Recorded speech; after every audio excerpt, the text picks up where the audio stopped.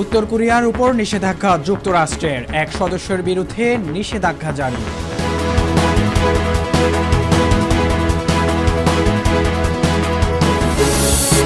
আন্দোলনকারীদের উপর প্রাণঘাতী অস্ত্র প্রয়োগের অনুমতি দিয়েছিলেন হাসিনা। ব্রিটিশ সংবাদ মাধ্যম বিবিসির অনুসন্ধানে এক প্রতিবেদনে তথ্য জানা গেছে।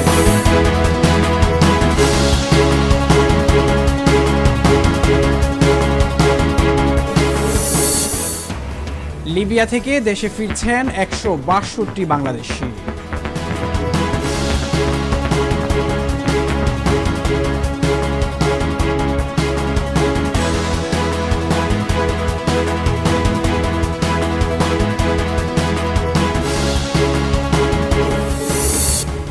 সৌদি আরবে মাদক পাচারের অপরাধে 600 জনের মৃত্যুদণ্ড।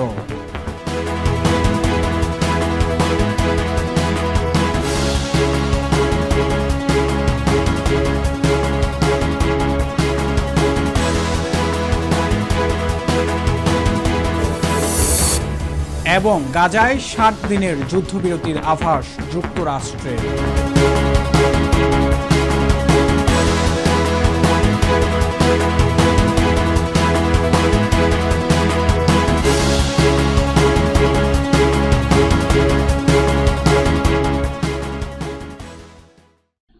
উত্তর কোরিয়ার নেতা কিম জং উনের সামরিক গোয়েন্দা সংস্থার এক সদস্যের বিরুদ্ধে নিষেধাজ্ঞা জারি করেছে যুক্তরাষ্ট্রের ট্রেজারি বিভাগ। ওই সদস্য সং কুম হিয়ক আন্দারিয়েল নামে পরিচিত একটি হ্যাকিং দলের সক্রিয় সদস্য বলে জানা যায়। মঙ্গলবার সিবিএস নিউজের এক প্রতিবেদনে এ তথ্য জানানো হয়। বিস্তারিত ডেস্ক রিপোর্টে। উত্তর কোরিয়ার নেতা কিম জং উনের সামরিক গোয়েন্দা সংস্থার এক সদস্যের বিরুদ্ধে নিষেধাজ্ঞা জারি করেছে যুক্তরাষ্ট্রের ট্রেজারি বিভাগ। ওই সদস্য সং কুম হিয়ক আন্দারিয়েল নামে পরিচিত একটি হ্যাকিং দলের সক্রিয় সদস্য বলে জানা গিয়েছে। মঙ্গলবার সিবিএস নিউজের এক প্রতিবেদনে এই তথ্য জানানো হয়।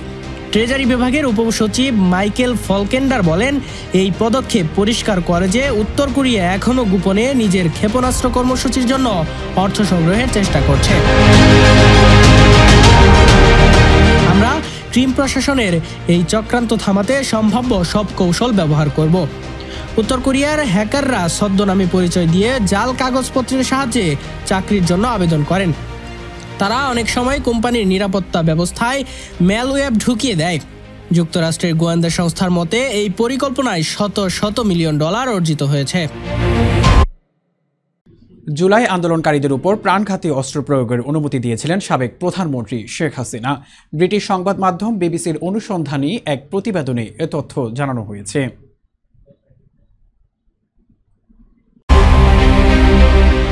জুলাই আন্দোলনকারীদের উপর প্রাণঘাতী অস্ত্র প্রয়োগের অনুমতি দিয়েছিলেন সাবেক প্রধানমন্ত্রী শেখ হাসিনা। ব্রিটিশ সংবাদ মাধ্যম বিবিসির অনুসন্ধানী এক প্রতিবেদনে এই তথ্য জানানো হয়।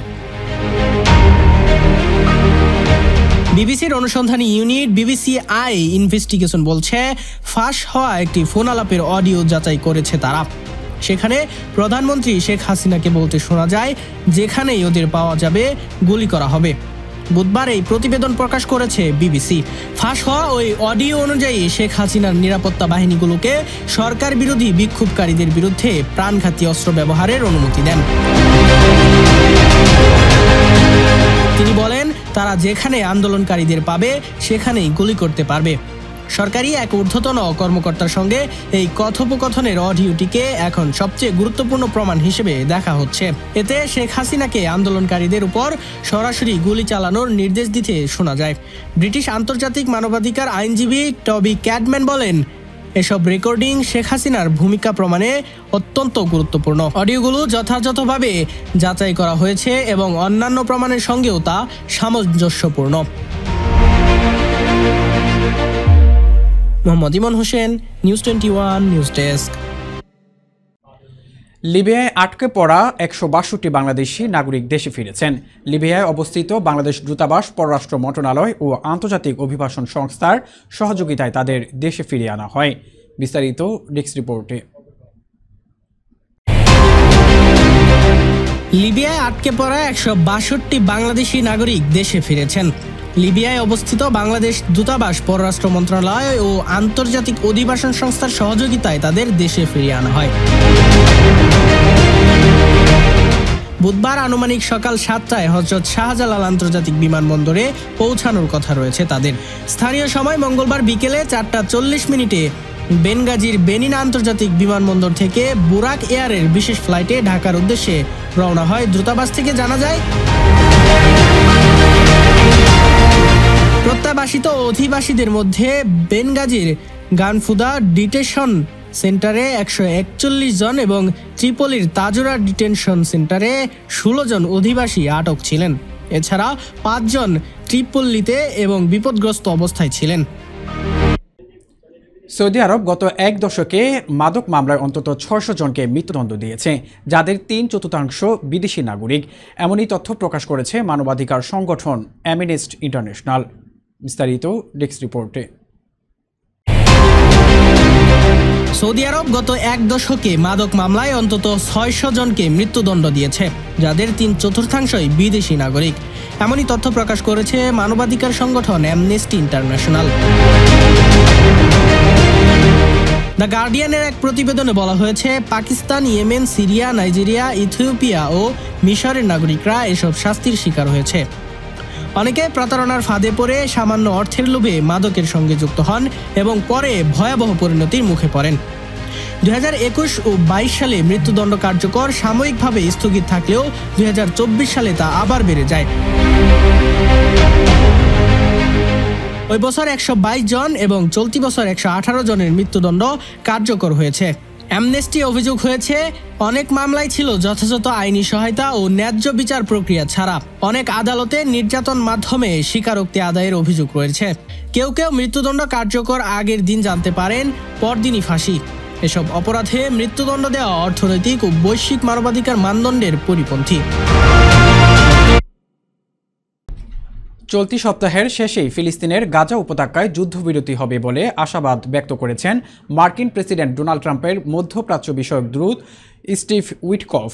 মঙ্গলবার ওয়াশিংটনে মার্কিন মন্ত্রিসভার এক বৈঠকে এই আশাবাদ প্রকাশ করেছেন উইটকফ। বিস্তারিত ডেস্ক রিপোর্টে।